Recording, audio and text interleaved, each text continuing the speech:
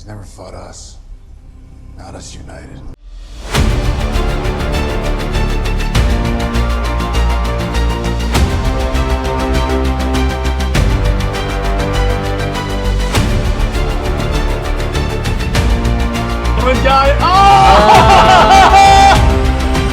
My favorite moment in the entire... Maybe I should complicate this before I start speaking here. What is going on, everyone? Welcome to Comics League Indie Wednesday. I'm your host, Jared, a comics lord. And tonight we are talking about Scott Snyder's Undiscovered Country. Now, okay, this is a very Scott Snyder book. And what do I mean by that? So Scott Snyder, he's one of those writers where what they'll do is they have like all this ridiculous stuff in their books to make it look badass, and they succeed. So he's like, so let's have a blimp, but the blimp is carrying a space shuttle, and the space shuttle has guns on it. So I'm like, oh okay, that's dope, I like that. So this book, alright, so here's the premise. What if America was walled off from the world completely for 30 years? No contact with anyone outside its borders. Like absolutely comms blackout. And one day, 30 years later, after the Great Lockout, if you will, the nations of the world receive a message from Uncle Sam, essentially saying, okay, I want these people, we have a cure for this disease, because there's a disease that's spreading throughout the world, kind of like COVID, that's essentially, it's called the sky, and think of it like, I guess, a plague from the sky. It's kind of like that. So so Uncle Sam indicates, I have a cure for the disease. So what'll happen is I just need 5 people. I need a team of people. Excuse me, to come into my to this country. Essentially, and we'll negotiate and we'll give out the cure. So the military sends an expedition made up of Dr. Charlotte and her brother is a military, a journalist, 2 representatives from the 2 dominant military powers, and a military war hero. And they're flying in, and immediately they're shot down. Like, as soon as they cross that wall, they're shot down. Then the colonel is captured, and he's like essentially chained and enslaved to work on the wall. The rest of them rendezvous with Uncle Sam. What they discover is that within the United States, it's like broken up into like, think of it like tribes, essentially. And essentially the tribes are warring for control of America. And essentially, Uncle Sam needs this key that's going to lead them to this promised land. And this will be like in the rest of the volumes. I only read volume 1. I may read the other 2 if you guys are interested. So, essentially in this book, what I like about it, I'm not going to go through plot by plot because that gets dry really quick. What I really like about Undiscovered Country is this.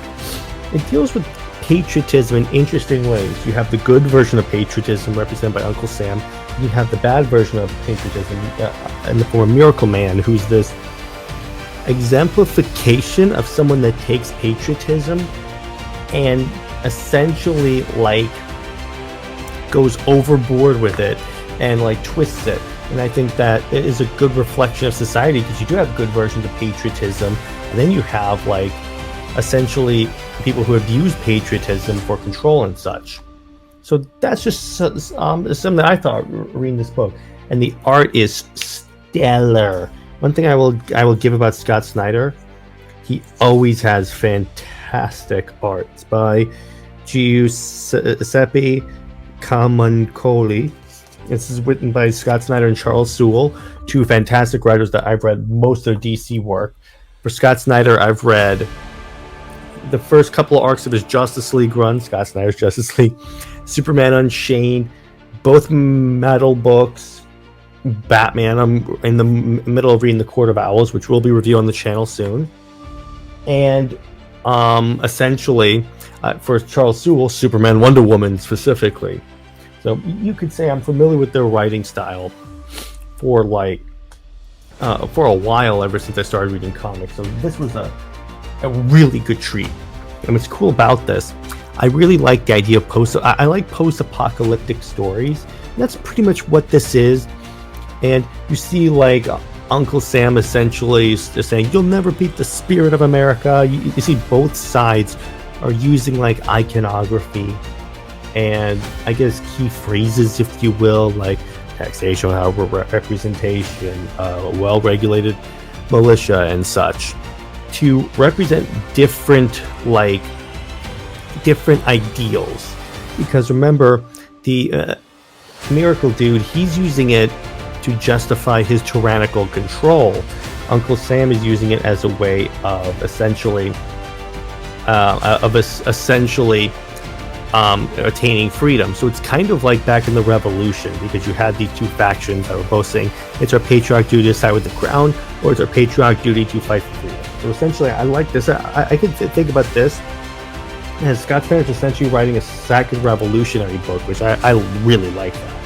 And again, the iconography is great.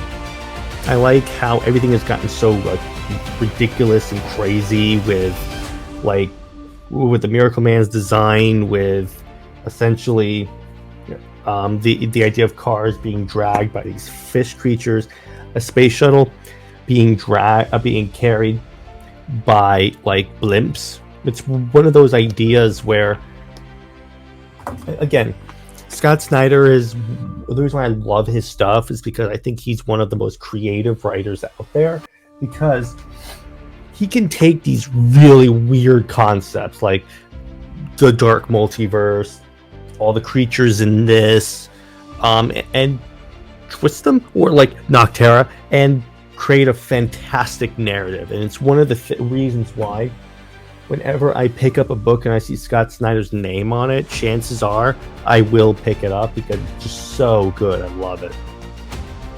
And that's my review of Volume 1. Let me know if you guys would like to see Volume 2 and 3, because I'm definitely interested in continuing this series. And hope you guys enjoyed this new format. I decided that for Indie Wednesday, instead of just summarizing the events of the book, I'm just going to give you my thoughts on it, because here's the thing. If I wanted it, because I figure if you guys wanted to know what happens in the book, you do. And I hope you guys enjoyed in my Jessica Cruz video how I put it in visuals. I'm not going to do it on this one, but I'm going to do it on the next Indie Wednesday. It's kind of my way of upgrading the production quality of a lot of my stuff. So that's where I'm going to leave it. By the time this goes live, I will be either just wrapping up or in the middle of a live stream with Nerdette's Newsstand and Robert Willing talking about Jeff Johns. So be on the lookout for that. That's my live episode of Under Two Capes. So no Under Two Capes this Friday. It'll be on tomorrow. And that's where I'm going to leave it. All in all, in terms of rating it, I would give it a 10 out of 10. In terms of art, 10 out of 10, because Scott Snyder always works with some of the best artists in the industry. Like, wow, dude. If you're watching this, would love to pick your brain about comics. So, stay at work, everyone, and I will see you in the next episodes. Bye-bye.